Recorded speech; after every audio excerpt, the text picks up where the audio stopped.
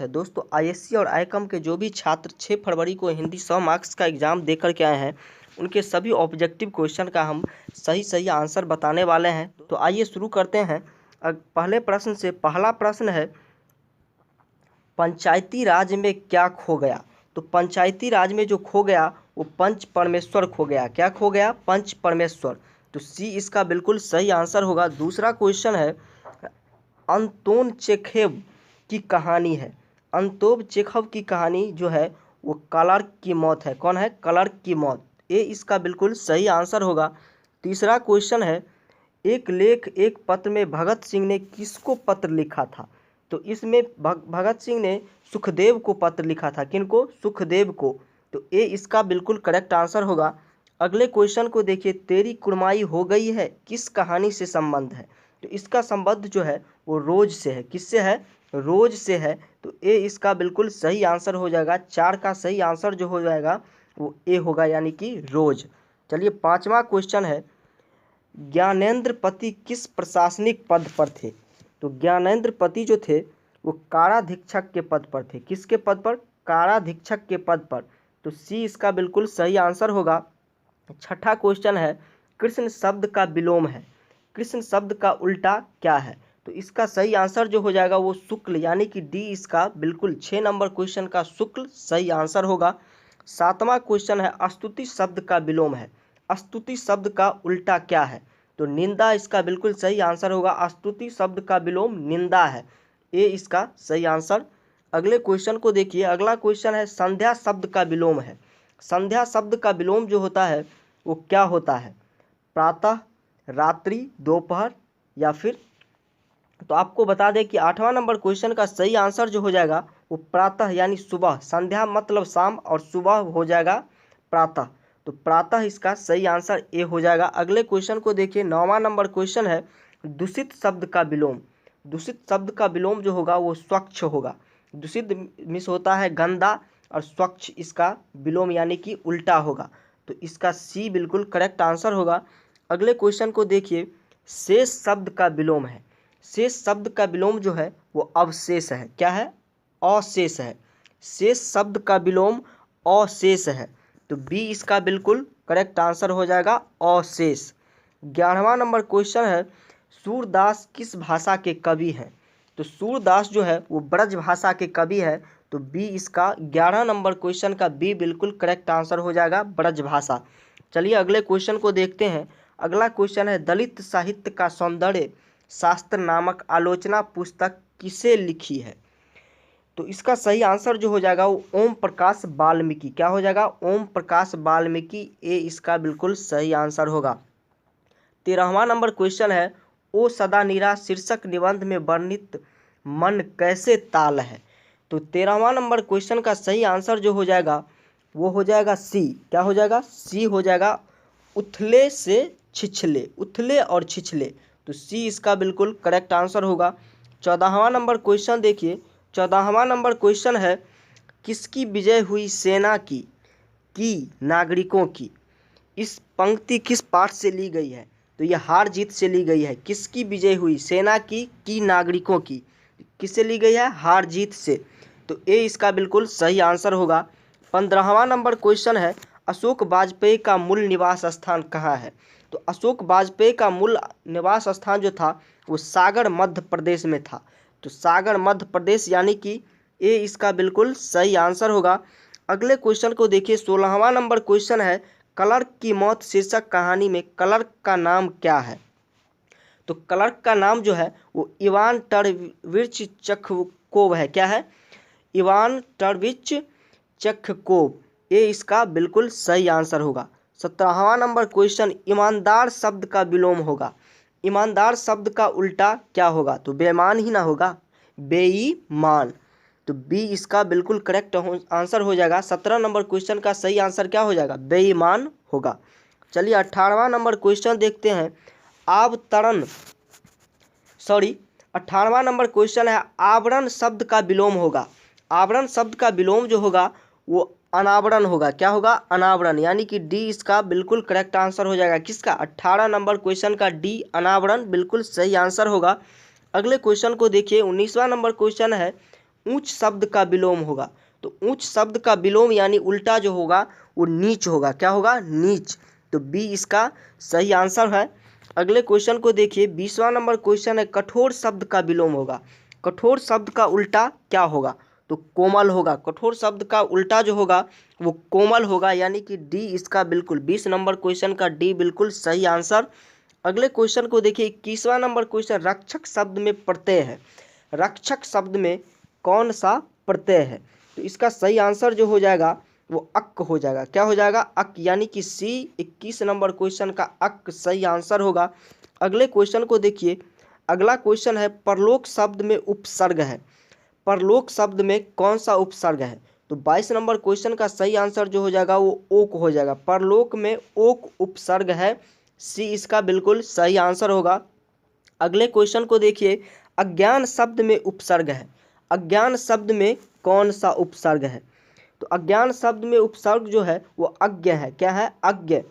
तो 23 का सही आंसर जो हो जाएगा वो अज्ञ, यानी कि ए इसका बिल्कुल सही आंसर होगा। 24वां नंबर क्वेश्चन को देखिए, 24वां नंबर क्वेश्चन, नकलची शब्द में प्रत्यय है। नकलची शब्द में कौन सा प्रत्यय है? तो नकलची शब्द में ची प्रत्यय है। क्या है? ची प्रत्यय है। तो डी इसका बिल्कुल सही आंसर हो जाएगा, यानी कि 24 नंबर क्वेश्चन का सही आंसर जो हो जाएगा वो ची यानी कि डी होगा। चलिए 25वां क्वेश्चन को देखिए, यशोदा शब्द का संधि विच्छेद क्या होता है? तो यशोदा शब्द का संधि विच्छेद जो होता है यशः जोड़ दा होता है। यशः जोड़ दा। तो 25 नंबर क्वेश्चन का ए बिल्कुल करेक्ट आंसर होगा। बार बार हम रिपीट इसलिए कर रहे हैं ताकि आपको यदि किसी अन्य सेट है आपके पास तो आपको मिलाने में कोई तकलीफ नहीं होगी। चलिए 26वां नंबर क्वेश्चन को देखिए, संसार शब्द का संधि विच्छेद है। संसार शब्द का संधि विच्छेद जो होगा वो सम जोड़ सार होगा। क्या होगा? सम जोड़ सार। तो ए इसका बिल्कुल करेक्ट आंसर हो जाएगा। किसका? 26 नंबर क्वेश्चन का सही आंसर जो हो जाएगा वो सम जोड़ सार होगा। 27वां नंबर क्वेश्चन देखिए, पवन शब्द का संधि विच्छेद है। तो पवन शब्द का संधि विच्छेद जो होगा वो प जड़ अन्न। क्या हो जाएगा? पो जड़ अन्न, यानी कि ए इसका बिल्कुल सही आंसर होगा। 28वां नंबर क्वेश्चन है, उद्योग शब्द का संधि विच्छेद है। तो उत जोड़ योग होगा इसका संधि विच्छेद। क्या होगा? उत जोड़ योग। बी इसका बिल्कुल करेक्ट आंसर हो जाएगा 28 का उत जोड़ योग। चलिए 19वां नंबर क्वेश्चन को देखिए, कुहासा शब्द है। कुहासा शब्द कौन सा लिंग है? तो कुहासा शब्द जो है वो पुल्लिंग है। कौन सा है? पुल्लिंग है। तो ए इसका बिल्कुल सही आंसर हो जाएगा। अगले क्वेश्चन को देखते हैं। अगला क्वेश्चन है, घी शब्द है। घी शब्द जो है वो कौन सा लिंग है? तो पुल्लिंग है। घी शब्द कौन सा लिंग है? पुल्लिंग है। तो 30 का बी बिल्कुल करेक्ट आंसर होगा। 31वां नंबर क्वेश्चन, गोद में सोने वाला कहलाता है। गोद में सोने वाला क्या कहलाता है? तो अंकशाई कहलाता है। क्या कहलाता है? अंकशाई कहलाता है। आगे बढ़ते हैं, अगले क्वेश्चन को देखिए, गुरु के समीप रहने वाला विद्यार्थी क्या कहलाता है? गुरु के समीप रहने वाला विद्यार्थी जो कहता है वो अंतेवासी कहलाता है। क्या कहलाता है? अंतेवासी। तो 32 का बिल्कुल करेक्ट आंसर हो जाएगा सी। 33वां नंबर क्वेश्चन देखिए, 33वां नंबर क्वेश्चन है, जिसका खंडन न किया जा सके वह है। तो अखंडनीय होगा। जिसका खंडन न किया जा सके वह अखंडनीय है। तो डी इसका करेक्ट आंसर हो जाएगा। किसका? 33 नंबर क्वेश्चन का डी, यानी कि अखंडनीय बिल्कुल सही आंसर होगा। 34वां नंबर क्वेश्चन है, जिसका जन्म पहले हुआ हो क्या कहलाएगा? यानी कि जिसका जन्म पहले, यानी आपके भाई का जन्म यदि आपसे पहले हुआ तो उसे क्या आप कहेंगे? तो अग्रज कहेंगे। और यदि आपसे बाद में हुआ है यानी कि पीछे हुआ है तो उसे अनुज कहेंगे। तो सी 34 नंबर क्वेश्चन का अग्रज बिल्कुल करेक्ट आंसर होगा।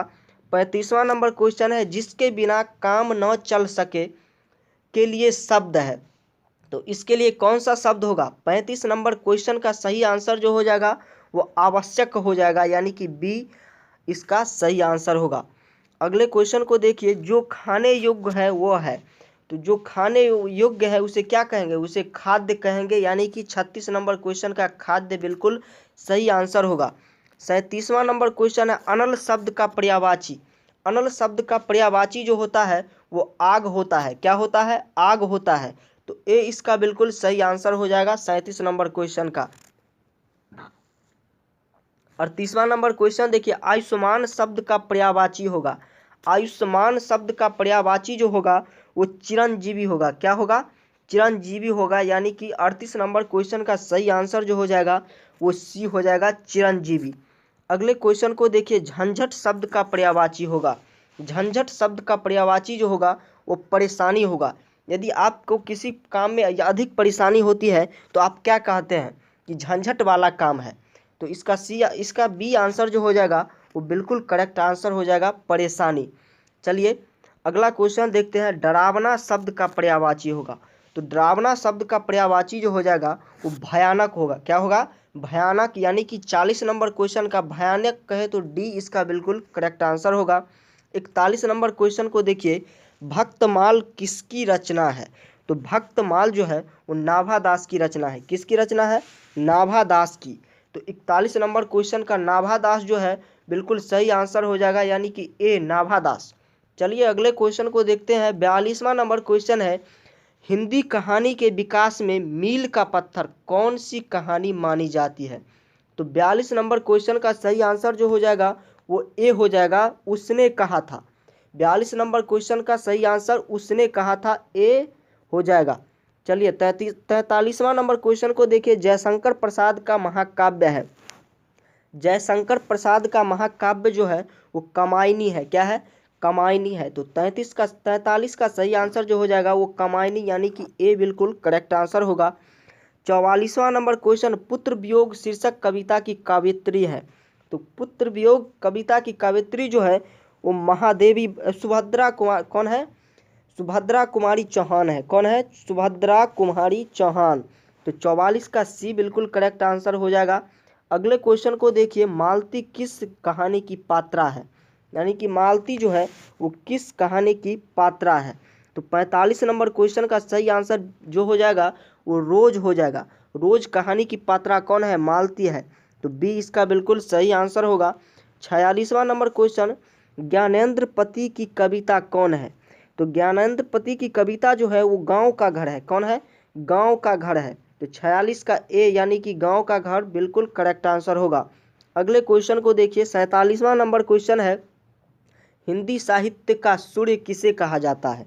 तो हिंदी साहित्य का सूर्य जो कहा जाता है वो किसको कहा जाता है।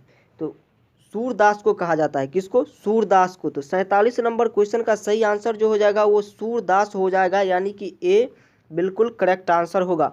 अगले क्वेश्चन को देखिए, अगला क्वेश्चन, नाभादास का काव्य रचना क्षेत्र था। नाभादास का काव्य रचना क्षेत्र कौन था। तो 48 नंबर क्वेश्चन का सही आंसर जो हो जाएगा वो काशी हो जाएगा। क्या हो जाएगा? काशी। नाभादास का काव्य रचना क्षेत्र जो था वो काशी, यानी कि बी बिल्कुल करेक्ट है। 49वां नंबर क्वेश्चन को देखिए, सुभद्रा कुमारी चौहान का जन्म कब हुआ। सुभद्रा कुमारी चौहान का जन्म जो हुआ था वो 1904 ईस्वी में हुआ था। कब हुआ था? 1904 ईस्वी में। तो 49 का सही आंसर जो हो जाएगा वो 1904, यानी कि ए बिल्कुल करेक्ट आंसर होगा। 50वां नंबर क्वेश्चन देखते हैं। 50वां नंबर क्वेश्चन है, मुक्तिबोध का जन्म स्थल कहाँ है। तो मुक्तिबोध का जन्म स्थल जो है वो श्योपुर है। कहाँ है? श्योपुर, यानी कि बी इसका बिल्कुल करेक्ट आंसर होगा। 51 नंबर क्वेश्चन है, आलस्य शब्द का विशेषण क्या है। तो आलस्य शब्द का विशेषण जो होगा वो आलसी होगा। क्या होगा? आलसी होगा। तो डी इसका बिल्कुल करेक्ट आंसर होगा। 53 नंबर क्वेश्चन को देखिए, 52 नंबर क्वेश्चन को देखिए, अधपका शब्द में उपसर्ग है। अधपका शब्द में कौन सा उपसर्ग है। तो अध उपसर्ग है। कौन सा उपसर्ग है? अध। तो 52 नंबर क्वेश्चन का सही आंसर ए होगा। चलिए 53 नंबर क्वेश्चन को देखिए। 53 नंबर क्वेश्चन है, सब परिवार शब्द में उपसर्ग है। सब परिवार शब्द में उपसर्ग क्या है। तो सब परिवार शब्द में उपसर्ग जो है 100 जोड़ परिवार, यानी कि सब परिवार। तो 100 इसका बिल्कुल सही आंसर हो जाएगा। 53 नंबर क्वेश्चन का 100 बिल्कुल करेक्ट आंसर, यानी कि ए होगा। 54 नंबर क्वेश्चन को देखिए, अंकुरित शब्द में प्रत्यय है। अंकुरित शब्द में कौन सा प्रत्यय है। तो इत प्रत्यय है। कौन सा प्रत्यय है? इत प्रत्यय है। 54 का इत बिल्कुल करेक्ट आंसर हो जाएगा, यानी कि सी। चलिए 55 नंबर क्वेश्चन है, महिमा शब्द में प्रत्यय है, महिमा शब्द में जो प्रत्यय है वो ईमा है। कौन सा है? ईमा है। तो सी इसका बिल्कुल करेक्ट आंसर हो जाएगा। किसका? 55 नंबर क्वेश्चन का। 56 नंबर क्वेश्चन को देखिए, आनंदमय शब्द कौन सा समास है? तो आनंदमय शब्द जो है वो तत्पुरुष समास है। तो 56 का सही आंसर जो हो जाएगा वो तत्पुरुष हो जाएगा। ये ए यानी कि बिल्कुल करेक्ट आंसर होगा। अगले क्वेश्चन को देखिए, अगला क्वेश्चन, नवरत्न शब्द कौन सा समास है? तो नवरत्न शब्द जो है वो द्विगु समास है। कौन सा समास है? द्विगु समास है। नव जो रत्न, तो सी इसका बिल्कुल करेक्ट आंसर हो जाएगा। 57 नंबर क्वेश्चन का सी बिल्कुल करेक्ट आंसर होगा। अगले क्वेश्चन को देखिए, चंद्रमौली शब्द कौन सा समास है? तो चंद्रमौली शब्द जो है वो बहुब्रीहि समास है, यानी कि ए बिल्कुल करेक्ट आंसर हो जाएगा 58 नंबर क्वेश्चन का। अगले क्वेश्चन को देखिए, अगला क्वेश्चन है, आकाश पाताल एक करना मुहावरे का अर्थ है। तो आकाश पाताल एक करना मुहावरे का अर्थ जो है वो कठिन परिश्रम करना है। क्या है? कठिन परिश्रम करना है। तो 59 का डी आंसर हो जाएगा, कहे तो कठिन परिश्रम करना। अगले क्वेश्चन को देखिए, मुट्ठी में करना मुहावरे का अर्थ है। तो मुट्ठी में करना मुहावरे का अर्थ जो है वो होगा वश में करना। क्या होगा? वश में करना। 60 का सही आंसर होगा वश में करना, यानी कि सी बिल्कुल करेक्ट आंसर होगा। 61वां नंबर क्वेश्चन, यात्रा शब्द है। यात्रा शब्द क्या है? स्त्रीलिंग है या पुल्लिंग है? तो यात्रा शब्द जो है वो स्त्रीलिंग है, इसलिए बी इसका बिल्कुल करेक्ट आंसर होगा। अगला क्वेश्चन है, चमक शब्द है। चमक शब्द क्या है? पुल्लिंग है या स्त्रीलिंग? तो चमक शब्द जो है वो भी पुल्लिंग है, तो ए इसका बिल्कुल करेक्ट आंसर हो जाएगा 62 नंबर क्वेश्चन का। चलिए अगले क्वेश्चन को देखते हैं, संधि के कितने भेद होते हैं? तो संधि के 3 भेद होते हैं, स्वर संधि, व्यंजन संधि और विसर्ग संधि। तो सी यानी कि 3 इसका बिल्कुल करेक्ट आंसर हो जाएगा 63 नंबर क्वेश्चन का। अगले क्वेश्चन को देखिए, अगला क्वेश्चन है, पुराण शब्द का विशेषण है। पुराण शब्द का विशेषण कौन सा है? तो इसका विशेषण जो होगा वो पौराणिक होगा। क्या होगा? 64 का ए बिल्कुल करेक्ट आंसर होगा। अगले क्वेश्चन को देखिए, भीड़ शब्द संज्ञा है, यानी कि भीड़ जो है कौन सा संज्ञा है? तो समूहवाचक संज्ञा है। कौन सा संज्ञा है? भीड़ जो है समूहवाचक संज्ञा है, इसलिए 65 का डी बिल्कुल करेक्ट आंसर होगा, समूहवाचक संज्ञा। अगले क्वेश्चन को देखिए, अगला क्वेश्चन है, ग्राम शब्द का विशेषण है। तो ग्राम शब्द का विशेषण जो होगा वो सी होगा, यानी कि ग्रामीण होगा। तो 66 नंबर क्वेश्चन का ग्रामीण बिल्कुल सही आंसर हो जाएगा सी। अगले क्वेश्चन को देखिए, कारक के कितने भेद होते हैं? आपको बता दें कारक के 8 भेद होते हैं, इसलिए 67 का डी यानी कि 8 बिल्कुल करेक्ट आंसर होगा। 68वां नंबर क्वेश्चन, यह नया माल है, इस वाक्य में नया शब्द है, यानी कि नया शब्द जो इस वाक्य में है वो क्या है? तो आपको बता दें कि नया जो है इस माल के विशेषता को बताता है, इसलिए विशेषण इसका बिल्कुल करेक्ट आंसर हो जाएगा। 68 नंबर क्वेश्चन का विशेषण कहे तो सी बिल्कुल करेक्ट आंसर होगा। 69 नंबर क्वेश्चन है, जिसने गुरु से दीक्षा ली हो एक शब्द में कहा जाता है। जिसने गुरु से दीक्षा ली हो उसे एक शब्द में क्या कहा जाता है? तो इसका सही आंसर जो हो जाएगा ए यानी कि दीक्षित, इसका बिल्कुल करेक्ट आंसर हो जाएगा। चलिए अगले क्वेश्चन को देखते हैं, शिव का उपासक कहलाता है। तो शिव का उपासक जो है वो शैव कहलाता है। क्या कहलाता है? शैव कहलाता है। तो 70 नंबर क्वेश्चन का बी कहे तो शैव बिल्कुल करेक्ट आंसर होगा। अगले क्वेश्चन को देखिए, अर्धनारीश्वर शीर्षक पाठ के लेखक कौन है? तो अर्धनारीश्वर शीर्षक पाठ के लेखक जो है वो रामचंद्र शुक्ल है। कौन है? रामचंद्र शुक्ल है। तो 71 नंबर क्वेश्चन का सही आंसर जो हो जाएगा वो हो जाएगा ए यानी कि रामचंद्र शुक्ल, बिल्कुल करेक्ट आंसर होगा। अगले क्वेश्चन को देखिए, चंद्रधर शर्मा गुलेरी की कहानी है। चंद्रधर शर्मा गुलेरी की कहानी कौन सा है? तो उसने कहा था है। कौन है? उसने कहा था। 72 नंबर क्वेश्चन का उसने कहा था यानी कि डी बिल्कुल करेक्ट आंसर होगा। 73 नंबर क्वेश्चन, शिक्षा शीर्षक निबंध के रचनाकार कौन है? तो शिक्षा शीर्षक निबंधन के रचनाकार जो है वो जे कृष्णमूर्ति हैं। कौन है? जे कृष्णमूर्ति, यानी कि ए इसका बिल्कुल करेक्ट आंसर हो जाएगा। किसका? 73 नंबर क्वेश्चन का।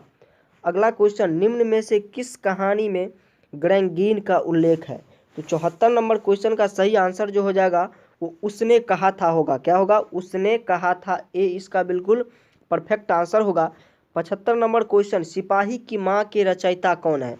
सिपाही की माँ के रचयिता जो है वो मोहन राकेश है। कौन है? मोहन राकेश है, यानी कि 75 नंबर क्वेश्चन का ए बिल्कुल करेक्ट आंसर होगा। सॉरी, लगता है 75 नंबर क्वेश्चन से कुछ 5-6 क्वेश्चन को यानी कि एक पेज का हम पिक लेना भूल गए हैं, तो इसका आंसर हम आपको कमेंट सेक्शन में बता देंगे। चलिए अगले क्वेश्चन को देखते हैं। 82 नंबर क्वेश्चन है, हाथ का मैल होना मुहावरे का अर्थ है। हाथ का मैल होना मुहावरे का अर्थ जो है वो होता है, क्या होता है? तुच्छ होना। यानी कि 82 नंबर क्वेश्चन का सही आंसर जो हो जाएगा वो सी हो जाएगा। अगले क्वेश्चन को देखते हैं। 83 नंबर क्वेश्चन को देखिए। 83 नंबर क्वेश्चन है, माथा ठनकना मुहावरे का अर्थ है। माथा ठनकना मुहावरे का अर्थ क्या है? तो माथा ठनकना मुहावरे का अर्थ जो है वो आशंका होना है। क्या है? आशंका होना है। तो 83 नंबर क्वेश्चन का सही आंसर जो हो जाएगा वो सी होगा। चलिए अगले क्वेश्चन को देखते हैं। 84 नंबर क्वेश्चन है, तूती बोलना मुहावरे का अर्थ है। तूती बोलना मुहावरे का अर्थ जो होगा वो धाक जमाना होगा। क्या होगा? धाक जमाना होगा। 84 नंबर क्वेश्चन का बी बिल्कुल करेक्ट आंसर होगा। 85 नंबर क्वेश्चन को देखिए, उल्टी गंगा बहाना मुहावरे का अर्थ है। तो उल्टी गंगा बहाने मुहावरे का अर्थ जो होगा वो विपरीत कार्य करना होगा। क्या होगा? विपरीत कार्य करना होगा। 85 नंबर क्वेश्चन का सी बिल्कुल करेक्ट आंसर होगा। अगले क्वेश्चन को देखिए, रसोई घर शब्द कौन सा समास है? रसोई घर शब्द जो है वो तत्पुरुष समास है। कौन सा समास है? 86 नंबर क्वेश्चन का ए यानी कि तत्पुरुष बिल्कुल करेक्ट आंसर होगा। अगले क्वेश्चन को देखिए, चंद्रशेखर शब्द कौन सा समास है? तो चंद्रशेखर शब्द जो है वो बहुब्रीहि समास है, यानी कि 87 नंबर क्वेश्चन का बहुब्रीहि ए बिल्कुल करेक्ट आंसर होगा।